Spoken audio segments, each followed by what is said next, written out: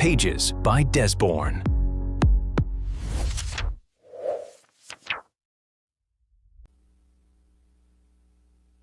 Hello everyone and welcome to my channel.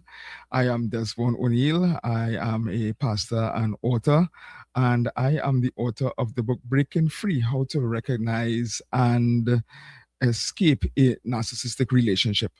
All right, and I am answering the questions from the internet at this point in time. And what I have done is that I have chosen questions based on the books that I've written.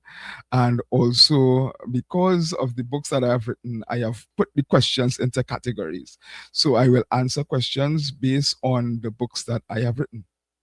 Today, I am going to be talking about one of the questions that come out from my book, Breaking Free.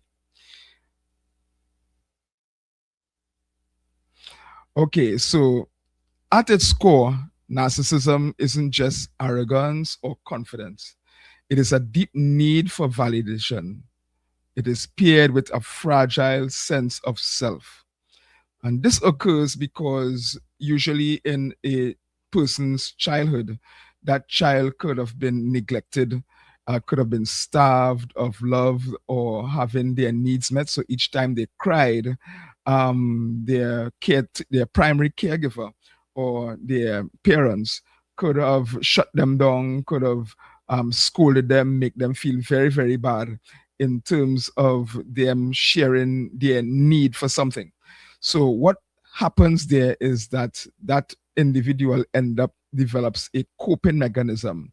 And so whenever that person comes into contact with anybody, they tend to be very much self-preserving or self-preserving. That's the word I think.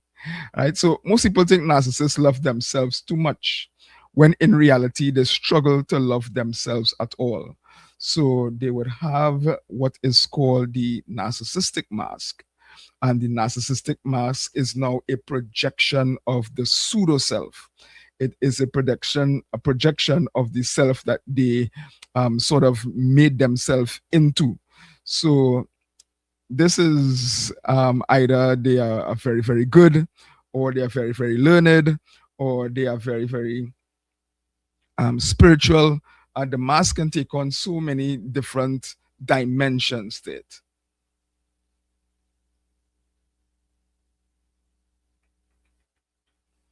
Right, so when we talk about narcissism, and persons like to put it into one category or the other.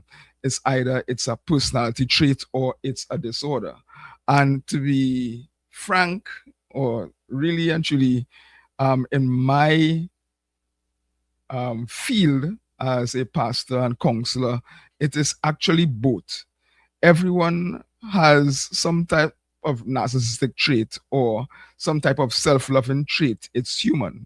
But narcissistic personality disorder is different. It's persistent, it is rigid, and it impacts relationships. There is no empathy. And in fact, a person with a narcissistic trait, if you come out and tell them that they are a narcissist, they will obviously disagree with that. And the reason why they would disagree with that is because to agree that one is a narcissist would mean that you will have to engage that empathic side of us, that side that allows self-reflection.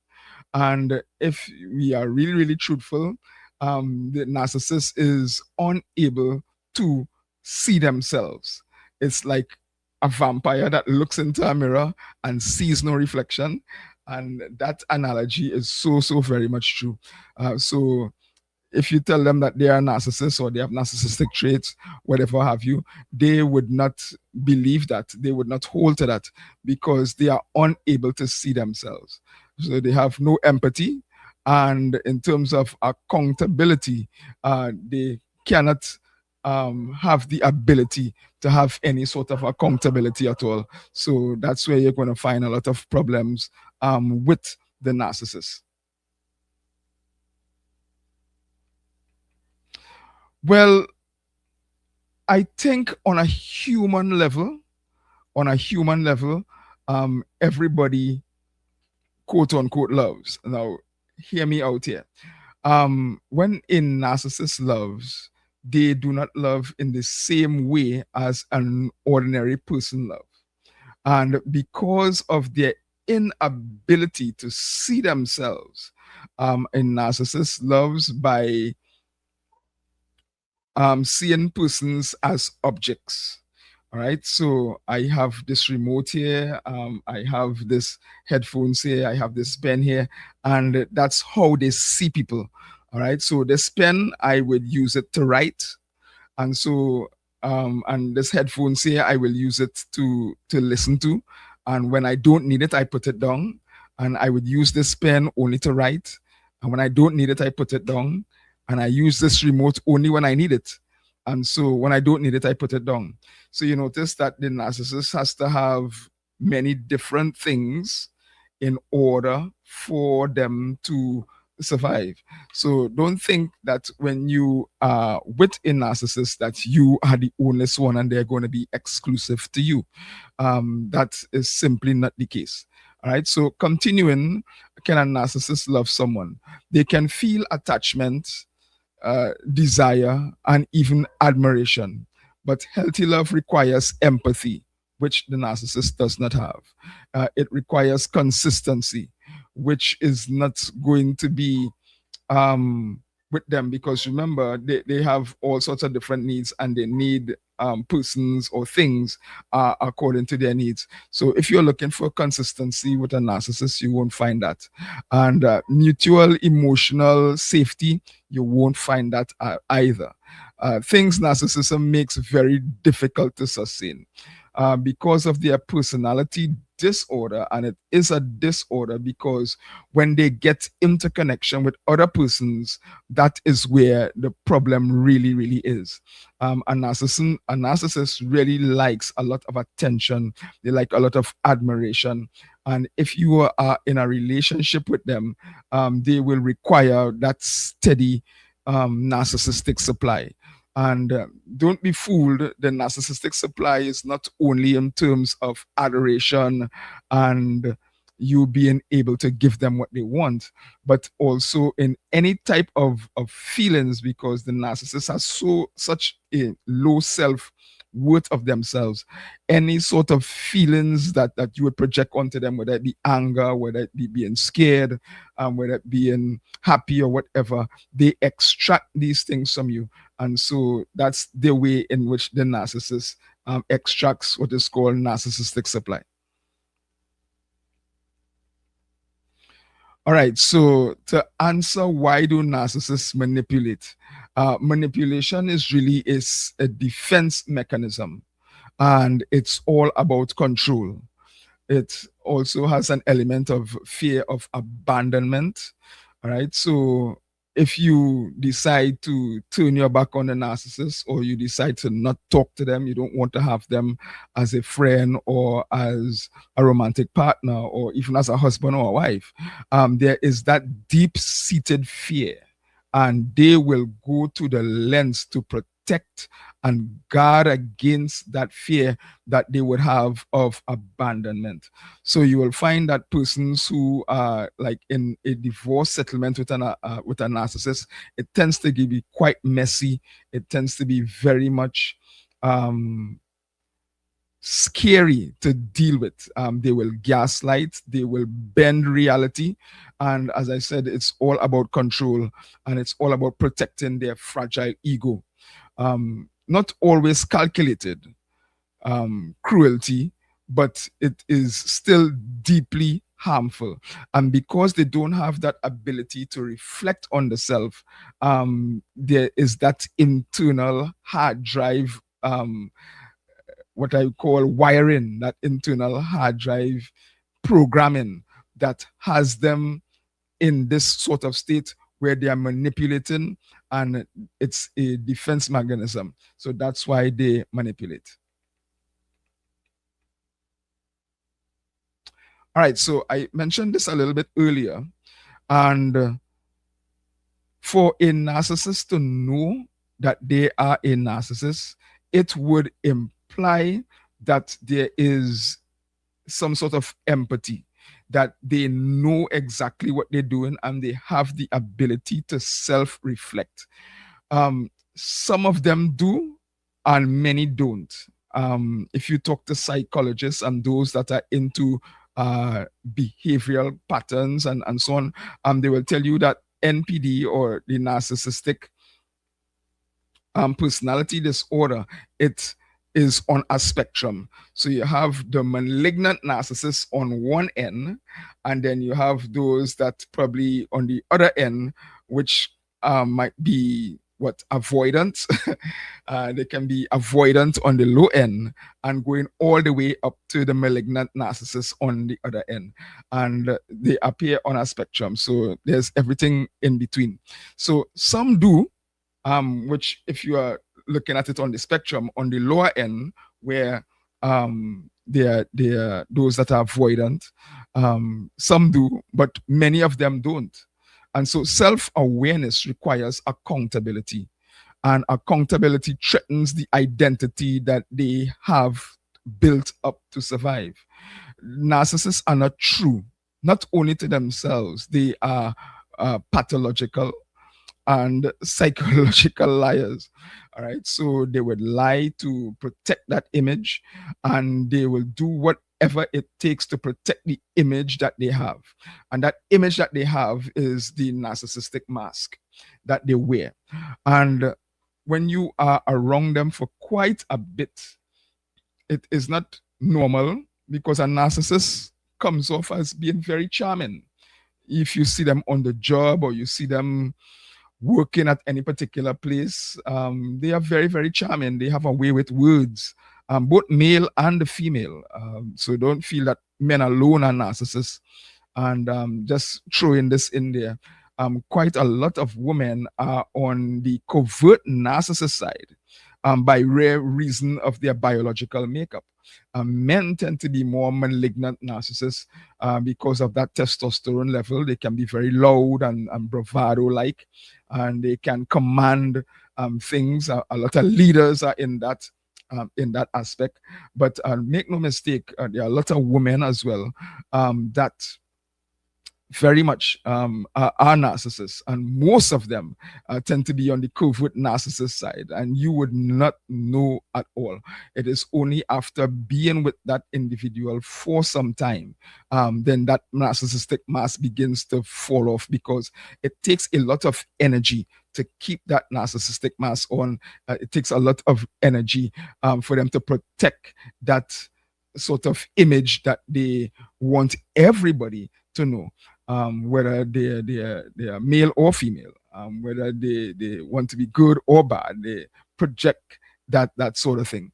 All right. So do narcissists know that they are narcissists? As I said, self-awareness requires accountability, and accountability threatens the identity that they have built up, to cause they are built to survive.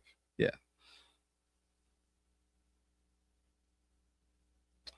This is a very good question, and you will see that if you talk to people, they will always tell you, why do I always end up with a narcissist? Why do I always end up with people that are very much selfish? Why do I end up with these people that have this type of personality disorder? And we like to blame the narcissist, but if you find yourself always with the narcissist, the common element in there is you. And the reason why that is because of low self-esteem. And the reason why that is because you have this disorder as well, which is called codependency. All right. And because of your codependency, you end up being a people pleaser, which is what the narcissist is attracted to. And they do this by giving you a number of tasks. If they find that you're able to do things quickly and it's not a problem, you don't bat an eye, you don't give them any pushback, then they put you down into that. They put you down into that category where, yes, you are as a valid supply or a valid narcissistic supply. And so this is why they target empathic people, because when you have empathy, you basically don't see just yourself. You are able to see and understand others. And the narcissists, they can play that victim role very, very, very, very good. And you have to watch out for that. They play that victim role very, very good. Both male and female. So it's not a gender thing, it's a personality thing. And it affects everybody, both male and female. And so once you are with a narcissist, they will seek out empathic people because they know that you have low self-esteem. They know that you will not just be looking at yourself, you'll be looking at them, and they will forever come across as always having a problem, always having a need, always having an issue, and they make you look like you are the only person that can help them with this thing. You are the only person that can get them through. And this is because empathy feels safe, forgiving, and familiar. Unfortunately, it also becomes easy to exploit when boundaries aren't strong. So a lot of empathic people don't have strong boundaries. A lot of people pleasers and codependency individuals don't have strong boundaries. They themselves look for validation. Actually, they look for validation, and so the narcissist gives a false validation. Whatever they do is so that they will be able to get back the narcissistic supply. So here's what that looks like. They will give you a small compliment. It's very surface level compliment, and because you are starved of people appreciating you and acknowledging you, they will give you a very short surface level compliment, and they have you hooked, and you go over and beyond, and you give them their narcissistic supply, and you give them your time, you give them your energy, you give them your whatever, your money, your gifts, your talents. You give all of that to them, and there is no stopping. They won't be ever satisfied. They will just have you being in that subservient level until you are no longer yourself. You'll just be a shell of yourself, actually. And this is how serious being with a narcissist is. And so that's why they target empathic people. As a pastor, I am always optimistic, and change is possible. Change is possible. But here's the caveat to that. A narcissist can change if they actually become empathic. And to be empathic, then you will no longer be a narcissist, you see. But once you are a narcissist, that ability to self-reflect is impossible, or very, very low on the possibility scale. That ability to look at yourself and recognize that what you are doing is wrong, recognize that you are hurting people, recognize that your actions is not right.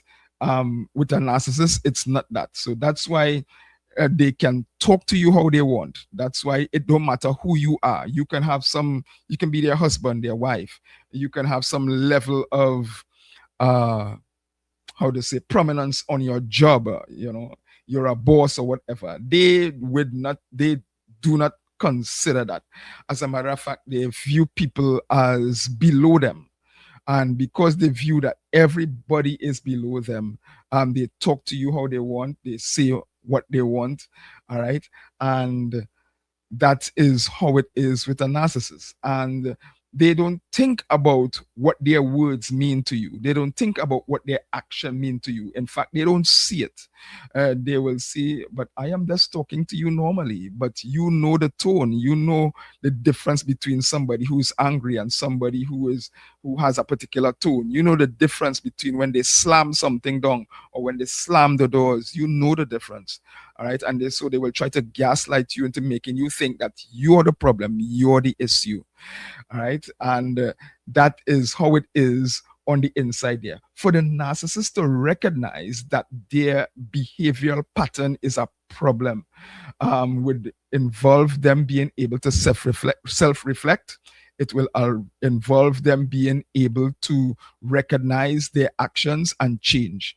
And while it is possible, this is very, very rare because it requires long-term therapy, brutal honesty, which the narcissist will not subscribe to, and a willingness to sit with shame instead of running from it. This you should know that narcissist has a very deep sense of shame.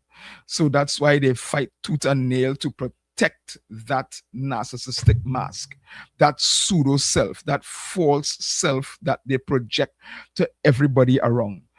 In fact, if you begin to tell people, hey, do you know that Susie does this? Or do you know that Brian does that? Most people will say, oh no, that is impossible. That I don't believe that at all. And it is because of that narcissistic mask that they have put forward that everybody else would believe. And so they will try to protect that version of themselves, right? And the real self, they are very, very ashamed, and the real self, they would run from it, right? This is very, very common, and I want to break up this question into two parts.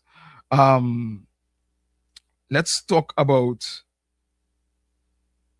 the narcissist losing control and what causes the narcissist to lose control. All right. So let's talk about what causes the narcissist to lose control. The narcissist can lose control when they no longer, are able to manipulate you. And this happens with the empath, actually. The empath being there for quite a while, and especially if you're a Christian, if you are a Bible-believing person, the Holy Spirit will highlight to you and will prompt you on the inside, hey, this is not right. And you will feel that uneasiness while dealing with the male or the female narcissist. All right. And so once you recognize that you have been manipulated over a course of time and you pull back, all right, now that narcissist is unable to manipulate you. That narcissist now is unable to get that narcissistic supply from you. And narcissistic supply from you is like a drug to the narcissist. That's why, as I said, they need many objects around. They need the headphones, they need the remote, they need the pen. So they need a lot of people to continuously supply them that narcissistic supply. So once you pull back, if what you bring to the table for a narcissist is very, very strong, you are very empathic, you are very, very loving, you are very, very caring, you are almost not selfish at all. You are not selfish at all. You cut your nose to spoil your face, basically. Then you are going to be a very valuable source of supply for the narcissist. And once you pull back, once you stop supplying, once you go no contact, this is one of the ways in which the narcissist loses control, then they will flip out. And this is where you've got to be careful. They will employ what is called flying monkeys. And the flying monkeys are people who the narcissists have under their control. They believe in the narcissist and they are sitting at the feet of the narcissist, basically, and to do their bids. And that falls into family members, close friends, co-workers that see you as sees the narcissist actually as some sort of leader. And so they would be carrying out the smear campaign of that narcissist. And the smear campaign is meant to belittle you, meant to waste you down, meant to discourage you, make you lose who you are as an individual, make you second guess yourself. All of that is possible cut that supply, that narcissistic supply, off from the narcissist. They are going to employ the flying monkeys in order to drum up a rigorous smear campaign against you. They will also use gaslighting, which is their way of changing the reality.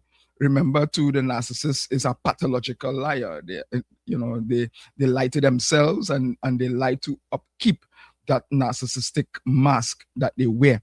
So they actually believe if you put a narcissist under a polygraph test, they will pass the polygraph test with flying colors simply because they actually believe the lies that they tell. And that is very, very scary. All right. So when the narcissist loses control, you will often see rage, you will see withdrawal. So you decide to withdraw, and then they will double down, and then they will withdraw as well. All right. And they will say, well, all right, you want to withdraw from me? Let me see how long you need me more than I need you, kind of thing. And they will try to withdraw as well. There's something called blame shifting, where you recognize a problem and you bring that to them, and then they turn that around and they make it look like if it's you that has caused that. Because remember, the narcissist does not have the ability to self-reflect. They won't reflect on themselves. And not only that, they will also turn the whole thing around without acknowledging any part or acknowledging what they did has caused the problem. They don't ever see themselves as the problem. And so they're forever in the victimhood mode. They will always say, oh my God, and they have done the worst. They have murdered, they have killed. And at the end of the day, they end up becoming the victims. Well, I had to do this because don't you see what they were doing to me? Right? So a loss of control feels like emotional annihilation to someone whose identity depends on dominance. So when they lose control, it's like, being stabbed in the heart. So they will do whatever it takes. And so that's why if you try to separate yourself, if you're married, if you are romantically involved, if it's a work issue, or you're on a football team, a basketball team, and there's a narcissist involved, they will employ what is called hoovering, right? So they will come back, almost like puppy-like, dog-like, and they will say that they are sorry, but they're really not. What they want to do is to draw you back into you giving them their narcissistic supply. All right. So that's why you've got to be careful, and that's why you've got to research the entire issue. And I have 2 books right now that are available on Amazon. One of them is called Bound by Pain. All right. And it's talking about the truth about trauma bonds. And a trauma bond is what happens when you are emotionally invested with the narcissist. All right. And you feel that for some reason, that they are treating you bad, but you cannot escape it. It's because you are bound on more than just a physical level. You are bound on a psychological, spiritual, and chemical level as well. Yes, the body has chemicals that it operates. One of it is dopamine. And dopamine is that feel-good chemical. It happens when you feel loved, when you've won something, and you receive your diploma, you receive your bachelor's degree. Dopamine is ever present. That's that feel-good thing. And our bodies seek that dopamine on the inside. And when the narcissist gives that dopamine very, very sparingly, they give and pull back. That intermittent reinforcement causes you now to be addicted. It's like what happens when you are when you're a drug addict, right? Yes, it's exactly when you are a drug addict, you're addicted to that. So the narcissist is addicted to your supply, and you are addicted to the narcissist's intermittent reinforcement. And it's a sort of death dance. It's a circle of death. It's a death dance that both of you all are into. And God has to break that. God has to really come into your life, open up your eyes, and show you that you need to get away from this individual because they're going to suck you dry. They're going to make you into the shell of yourself. And all of that is covered in my book, Breaking Free. All right. So the book Bound by Pain is the first one, and the other one is Breaking Free: How to Recognize and Break Free from a Narcissistic Relationship. Both of them are available right now on Amazon, and you don't want to miss that. Yes, so this is a nice and a perfect segue coming out of me promoting my books. All right. Leaving the narcissist is very hard because it's a battle of the will. And as an empathic individual, you will always want to see the good things in people. You will always want to see people thrive. You will always want to see them overcome obstacles. And because the narcissist put you into a script, yes, it's a script, they won't really caring for you. They won't really considerate of you. They won't really encouraging you. Whatever they did, whatever they were doing was all to extract narcissistic supply from you. So understand that's why they can't go deeper. You might want to go deeper in terms of establishing a real love relationship. You might want to go further in terms of establishing a real connection, whether it is a mother to a son, mother to a daughter, father to a son, father to a daughter. So I am trying to let you know that narcissist is not only a particular set of people. It can be anybody, anywhere. It could be a boss, a prime minister, a football coach. It can be a sister, a brother. It could be somebody on your job. This person can be a pastor. They can be a leader, worship team leader. This person, yes, pastors can be narcissistic. Don't get it twisted. The calling of God upon your life is one thing. Remember, we are all, God is working in us to bring us to that place of perfection. So everybody will have issues on the inside. So don't try to separate out giftings and callings and positions and saying that this person cannot be a narcissist. No, narcissists apply to everybody. A parent, a mother, a brother, a sister. A narcissist can apply to parents especially. And because you are always trying to please this individual, you are stuck in this death dance with them. Trauma bonds feel like love. A trauma bond, it feels like love. You know, there's the highs, there's the lows, there's the apologies, then there's the hope, and it rewires your nervous system now to crave what hurts you. That's why I said earlier on, you're in this relationship, you want to get away. You can't seem to get away because that trauma bond has been found and your nervous system has been rewired to crave what hurts you. Now, if this is not demonic, then I don't know what is. So that's why you have got to get some information. And as I said, check out my book, Bound by Pain. It's available on Amazon right now. And also check out Breaking Free: How to Recognize and Escape from a Narcissistic Relationship. These books are very much important. They solve the issues. They answer the questions that people have been asking for such a long time. And I want you to be equipped. I want you to be able to walk away from a narcissistic relationship. And walking away from a narcissistic relationship is not about losing.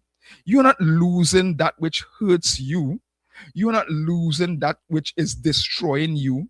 You are not losing that which seeks to erase your identity and your personality. So don't believe the lies of the devil. If you are to get away from a person with narcissistic tendencies, you are actually winning because you have decided to choose yourself instead of being erased. You have decided to choose truth instead of a lie. You have decided to come out of the matrix instead of saying in the matrix. You have got to be able to know, you see, and what changes, what gives you that ability to walk away, what gives you that strength to say no more of this, what gives you that strength is information. And I want you to get that information by getting my book, Bound by Pain. All right. The Truth About Trauma Bonds. It's available on Amazon right now. And Breaking Free, How to Recognize and Escape a Narcissistic Relationship.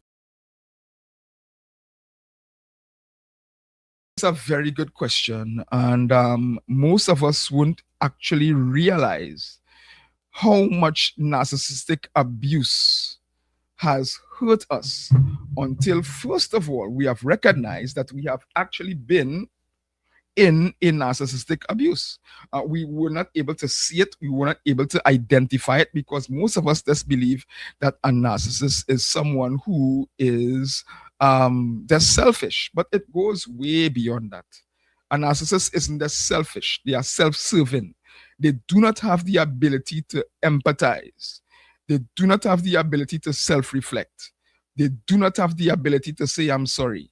They do not, and if they say it, it's not real because they cannot see themselves. They cannot see what they are doing is damaging to somebody else. They do not have that ability. They do not take ownership. They do not take accountability. Everything is flipped and turned and gaslit and reversed.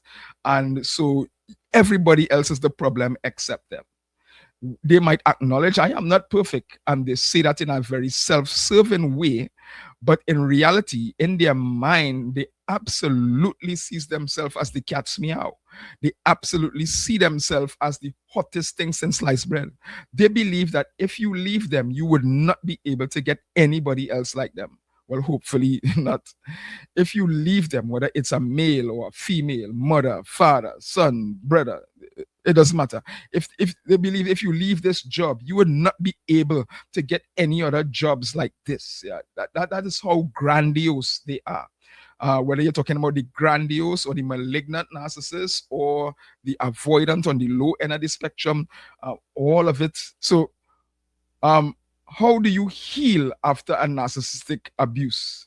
You rebuild your sense of self, because while in that narcissistic relationship, who you are is secretly being erased, because who you are, what you want, your aspirations, your what you would like out of life, that is of no concern to the narcissist. All they're concerned about is what you are able to give to them.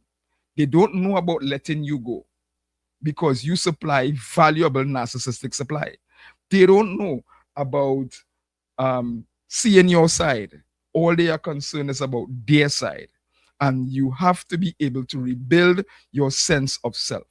You have to relearn again how to trust. And that is starting with yourself. How to trust your instincts. How to trust what you've been feeling. And what you've been feeling is not wrong. You have to learn how to trust yourself again.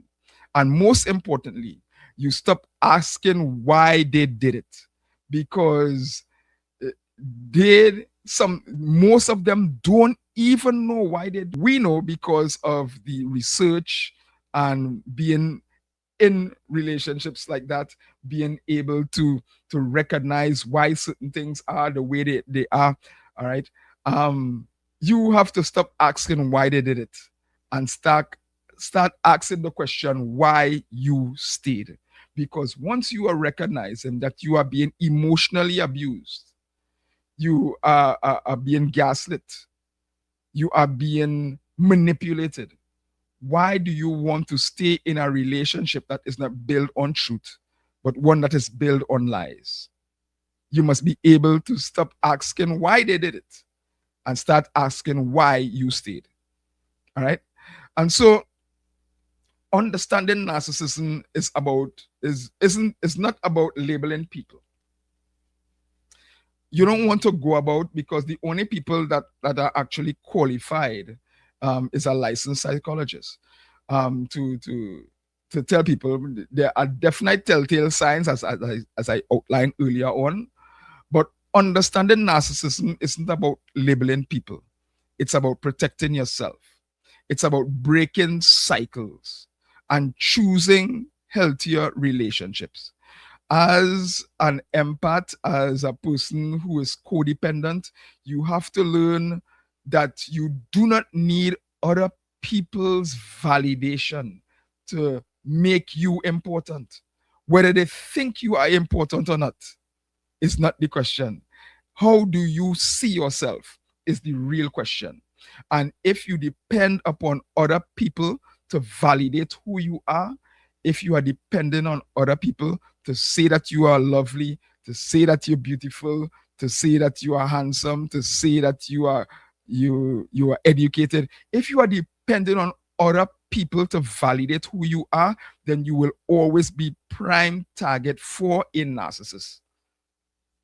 So you have to break the cycles and you have to choose healthier relationship. And you have to start learning what is a healthy relationship. And as we are on that topic, this is something that I covered in my book, Attach and Secure. It's available now on Amazon as well. Right? So awareness is power. And power is how healing begins. Awareness is power. And power is how healing begins. All right? So I am glad to have answered your questions today. And I hope that you were able to understand what we were able to say. I know that the explanations were quite long. I'm going to try to break them up into little sections so that you're going to be able to take them into bite size. All right. But I hope that you understand the questions, and I hope that you were able to understand a little bit more about narcissism. And I hope that you got the answers that everyone was afraid to ask. If you want more information, you can check out my website, www.desborneo'neil.com, and you're going to be able to get all of my books. You do not have to always walk around. You can download it onto your favorite device and have it with you, and on your lunch period, you're on the train or you're in the plane, you can have a read. And so those texts are available for download on my website, DesborneO'Neil.com, and you're going to be really, really glad that you were able to get those texts yourself. You can also check me out on Amazon, and if you were able to buy my books, please, why not consider leaving a review, whether good or bad, because I know I might be an acquired taste. Leave a review on Amazon. Let people know if you were able to get value out of the books that you read. All right. So this is Pastor and author Desborne O'Neil thanking you all for tuning in. And if this information has been valuable to you, please like and subscribe to the channel. All it takes is clicking subscribe below and clicking the little notification bell. So whenever we have any new videos, you will be notified. All right. So take care and goodbye for now, everybody. Pages by Desborne.